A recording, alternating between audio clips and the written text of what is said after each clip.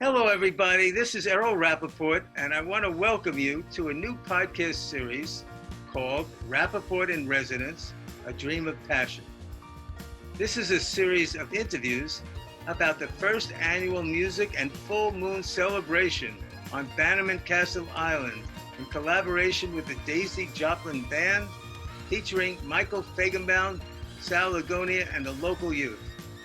This is a fundraiser for the Bannerman Castle Trust and the Daisy Joplin Musical Mentorship Foundation. Now I want you to see this video about the event.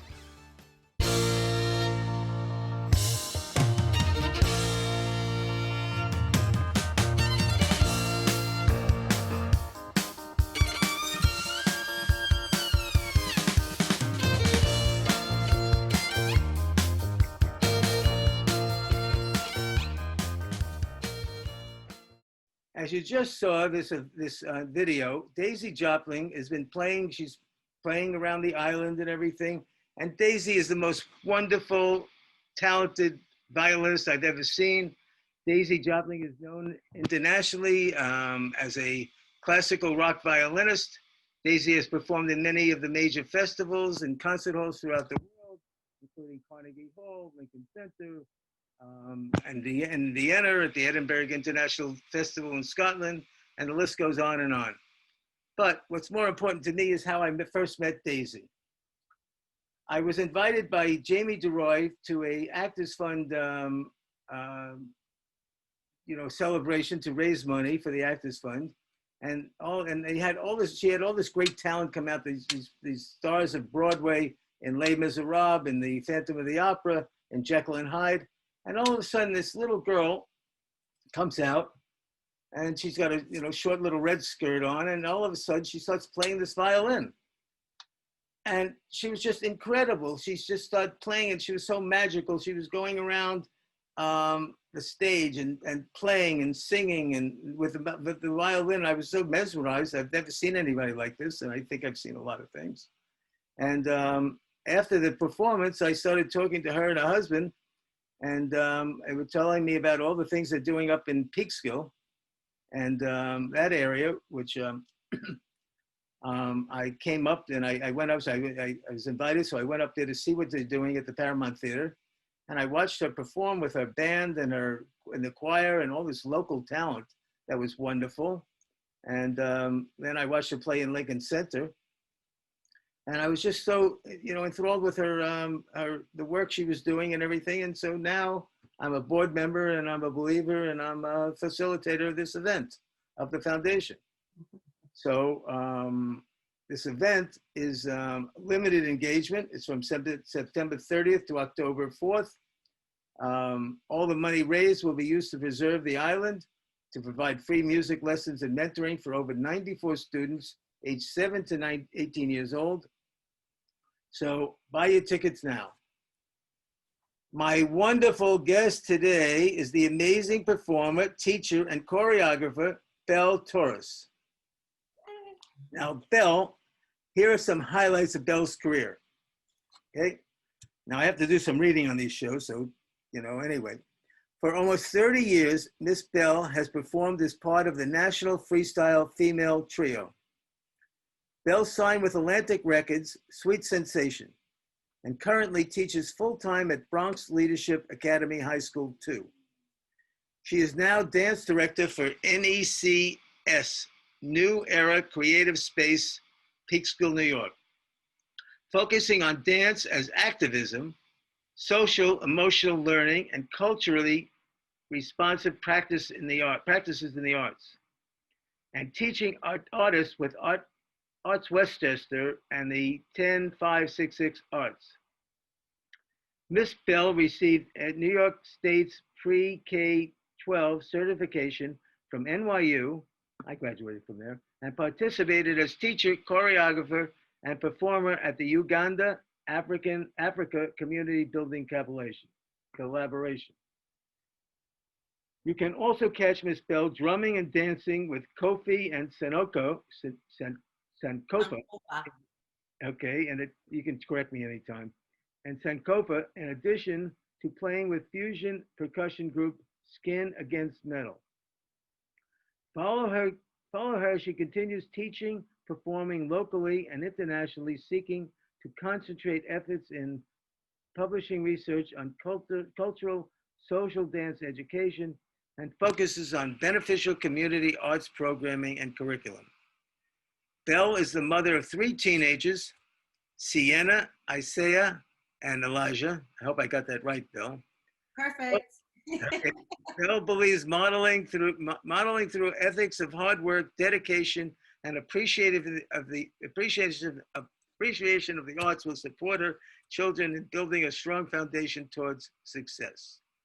Now, Belle, that's quite an impressive background, and I'm delighted to interview Belle. And Belle, first of all, Belle, are you there?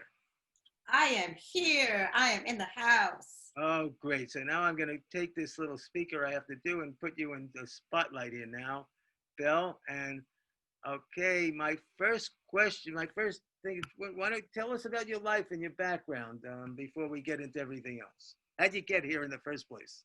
How did I get here? Well, I actually am not from Peekskill. I was born and raised in the South Bronx, and the South Bronx will always be in my heart.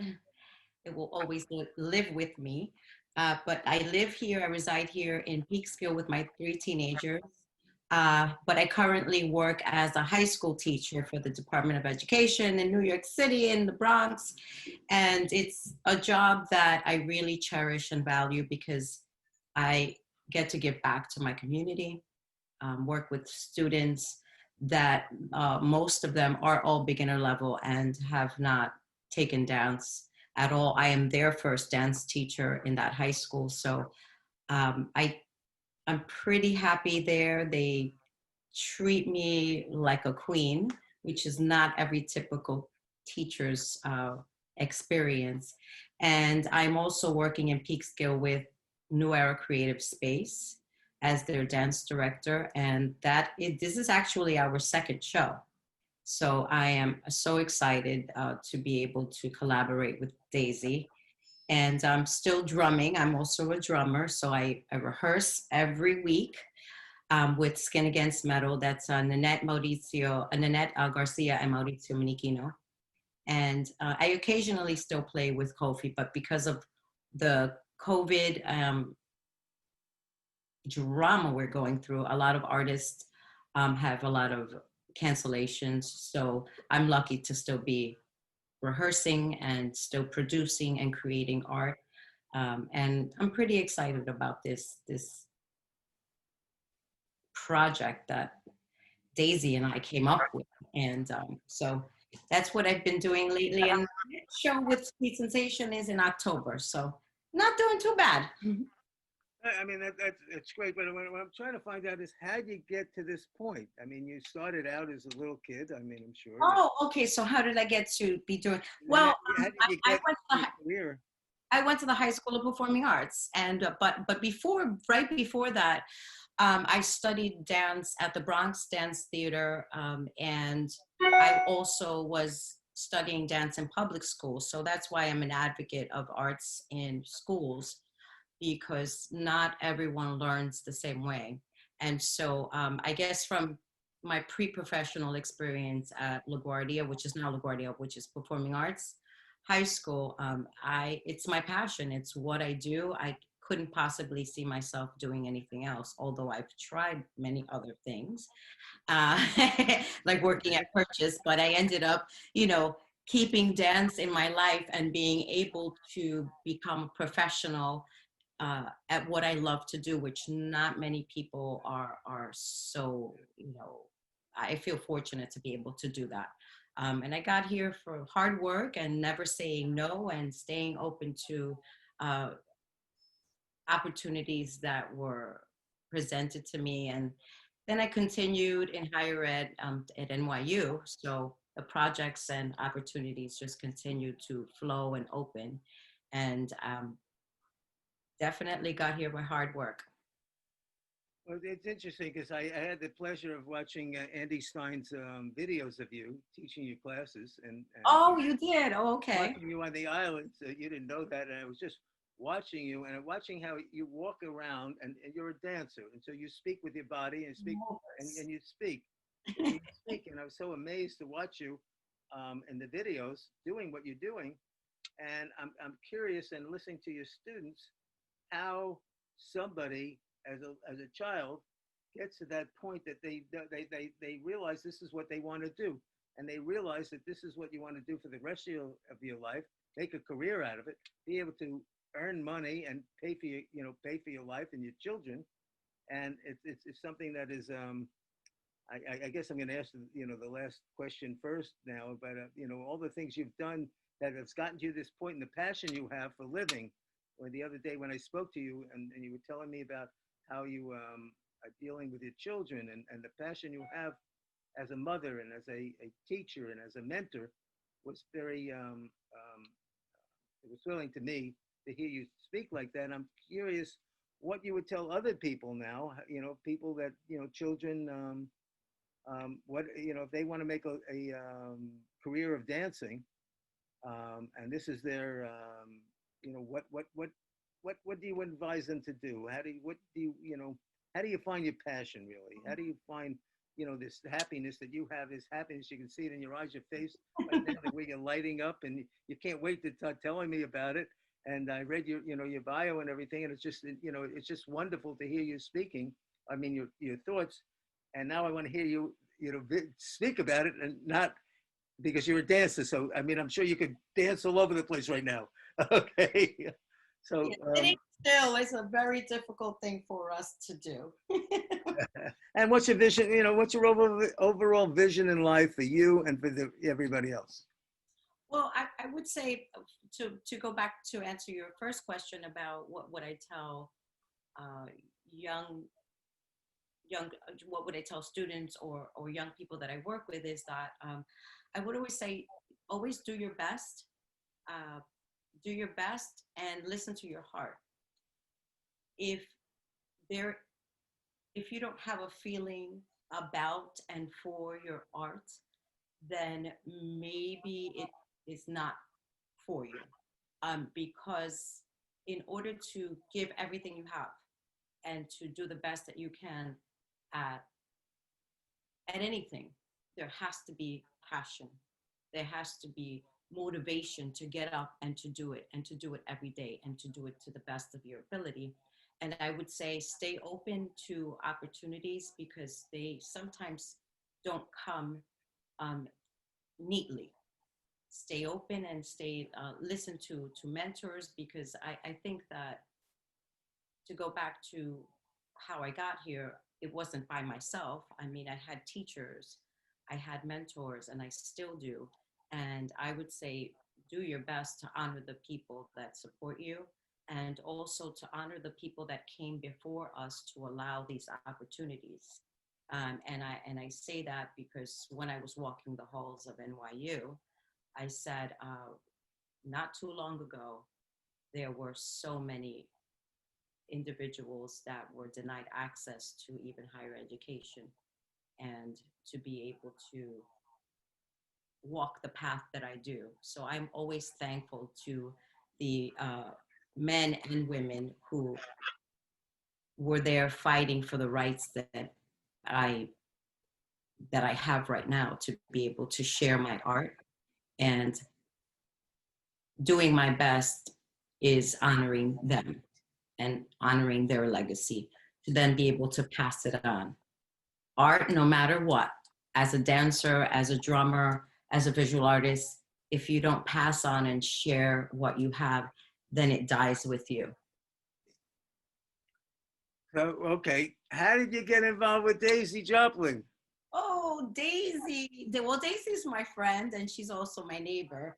I believe that we met at an event in Peekskill, the Peekskill City School District. I believe.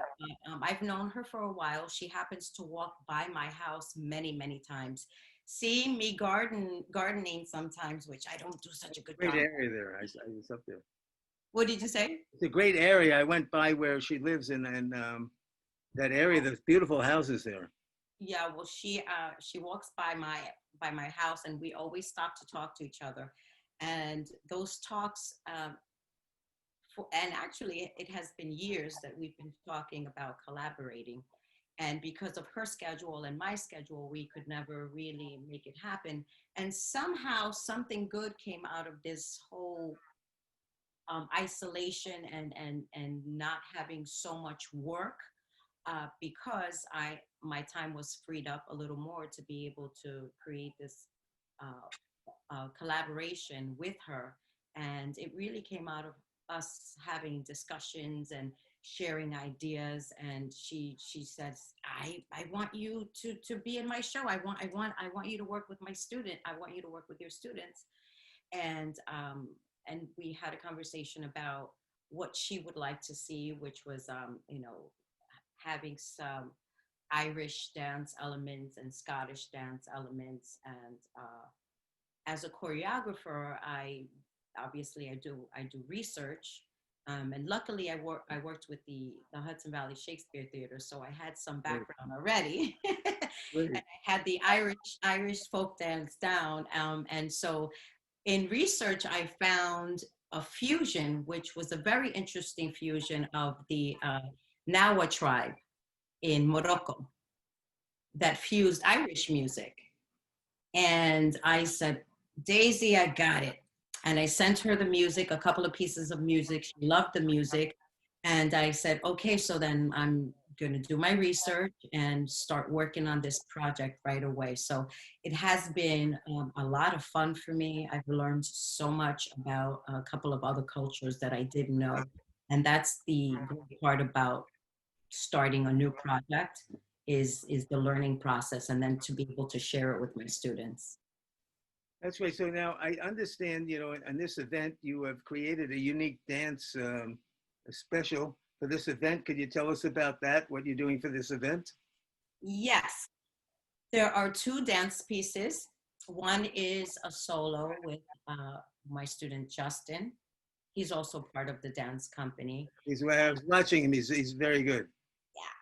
Yeah. So Justin, I happen to have worked on a social justice dance project this past summer. And I said, Justin, I want to keep you. Can you do this project? Because one, he graduated already, so his schedule was pretty free. And he's enthusiastic. He has that passion. He's responsible. He showed up on time. So I said, I need you on this project. So we happen to have worked on a step dance as well. I know he's a vocalist and he is a hip hop dancer. And I always look to see how I can fuse what the students already know to value what they already know with what we're going to learn. So this piece happens to be a fusion of Irish, Scottish dance, West African dance, and should I say it's a secret? It's a nice finale. He does step dance. Oh, great. So we did a comparison of how some of the dance steps are similar in one culture to the other, and we just started playing with steps and choreography. And so I took some Scottish dance steps and some West African dance steps and really fused it. And I think he's done an amazing job. And the second dance piece is with three young ladies, Maya, Victoria, and Caitlin. We started with studying fire dance in Riverdance, the Broadway show. And the music seemed a little too complex in this short amount of time that we were rehearsing. And so I did some more research and I found this other piece that was kind of the same feeling, that this fire, passionate feeling with Irish dance, still the Scottish dance steps, and it has like a sort of a Spanish vibe to it as well. And they've totally responded to it, and I was pretty happy. It was not hard to choreograph to this piece of music. And so again, the piece is around the passion and the fire, but also giving thanks to the elements around us. And the elements obviously on the island would be, the sun and the water. And I have a great costume designer that's taken all these elements and putting it on their bodies. I can't wait. Her name is Celestine Cornu. That's her name. So I'm excited to see this all come together. The students working with them has been such a gratifying experience, because they responded well to the music, to the choreography. They stayed open to learning about other cultures. And so I'm excited, and so are they. That's fantastic. And, I have to take a few little liberties because, it's called Rappaport in Residence. What advice do you give to somebody who's starting but has to earn a living in this world of dance? I mean, you have young people that you're mentoring. They're beautiful, wonderful, but they have to realize they have to make a living. Yeah. So, what advice do you give to that part of them? I would say that you have to, again, stay open to opportunities that are presented. You are, as we say in our business, as good as you kind of get your job from the one you did before. So always do your best, and really research your art, because dance is not just about performing on stage and performing steps. There's also the administrative part. There is the education part. Would you like to teach? Would you also like to produce performances? So I think is to have a wider lens of what dance is, or what being a musician is, because there are so many jobs that might strike their interest and not necessarily just be on stage. Like, I happen to love lighting and sound, and I try to learn, from different lighting designers and technicians, and keep your eyes, your ears open, and learn from everyone around you, because you will make yourself a richer, not necessarily always in dollars, but make yourself a richer artist and more well-rounded. So I'd say just kind of always stay open. Okay, that's great advice, and just wonderful. And I hope everybody listening, all the people that are being mentored, and everybody else. I mean, I've learned so much from you, and I'm thankful to be able to interview and learn. I mean, that's what it's all about. It's all about it's all about a dream of passion, and learning, and education. And so now, in closing, there's going to be information on the screen, I believe. And I want everybody to know this is a limited engagement from September 30th to October 4th. Every ticket you buy will benefit the Bannerman Castle Trust and the Daisy Joplin Musical Foundation.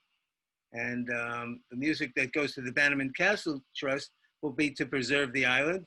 And the money that goes to Daisy Joplin Music Mentorship Foundation will go to teach, to help children age 8 to 18 for music lessons and mentoring.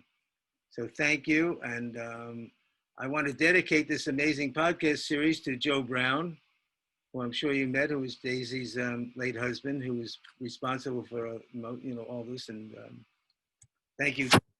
And that's who I met after the show when I met her.